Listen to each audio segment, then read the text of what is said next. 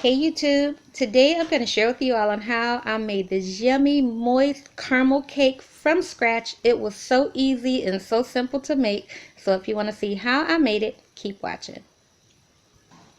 Okay, first thing we want to start off with first and foremost is getting our sweetened condensed milk on, okay? This is going to take about 2 to 3 hours to boil, and I'm just going to go ahead and get these labels off here. Again, guys, you want to do this first because this is the process for making this cake is long, but trust me, at the end it is so worth it. So I'm just going to go ahead and get those labels off here. And I just take my labels off because I don't want the paper to get soaked and then start to float in the water and boiling and all of that. So I just go ahead and take it off. So now we want to go ahead and get these cans into water. And I'm going to end up putting more water in here because you want to make sure your cans are covered. And as you can see, my cans are taller than this. So I ended up laying the cans down in the water, but they are completely covered. So we need to get those on for like 3 hours, okay? So now we're going to start on our cake here, and I got my sour cream, butter, and sugar in here, and I'm going to use the my yellow cake recipe for this caramel cake, and I will post a link down below of where you guys can go find that full recipe, okay? So now I'm going to go in with my eggs, and these are room temperature eggs, and I just gradually add them one at a time. Once I see one pop, I just add another one. And we're going to go in with vanilla extract. And now we're going to start with the dry ingredients and the wet ingredients. And this is pretty much my cake flour, baking powder and salt. And then I'm going in with milk, and I'm going to go wet, dry, pretty much just ending with the dry, okay? So we're going to be looking for this consistency right here. So I have 9-inch cake pans that I'm going to be using for my cake here. So I'm going to go ahead and just gradually distribute the cake batter into each pan evenly. I'm just going to eyeball it. Some people use cups and measure it out. I don't do all that. I just kind of eyeball it, and from the sides of the pan I can tell which one is high and which one needs more, not enough, or whatever. So I just kind of eyeball it. So we're going to go ahead and get these cakes into the oven. I have my oven set to 350, and we're going to bake these for about 35 minutes, somewhere up in there. And we're going to give it a good tap to get all of the air pockets out.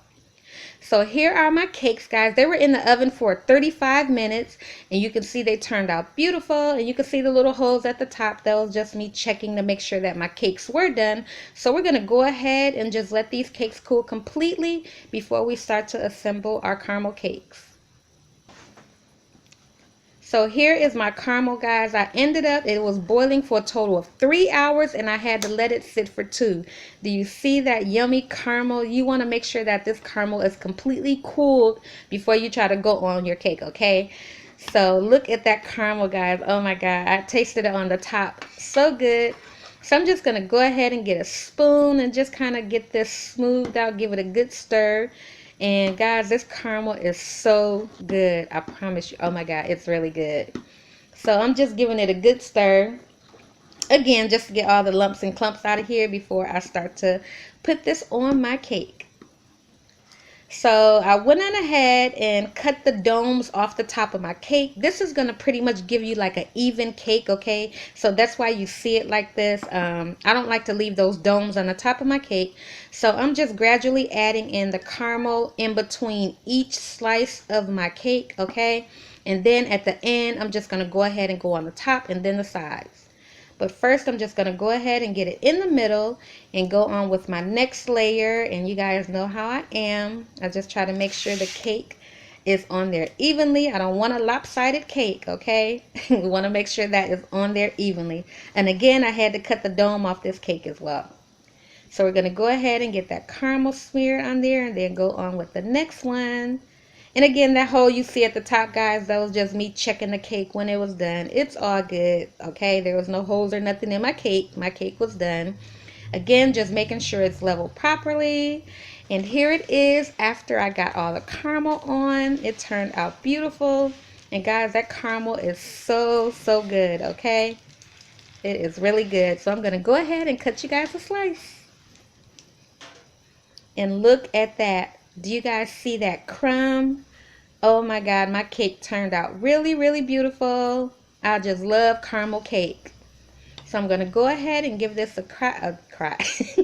give this a try, and then show you guys that crumb. Look at that. This cake is so good. So that is pretty much it for my video, guys, on how I make my homemade caramel cake. I hope you guys enjoyed my video. If you did, please give my video a thumbs up.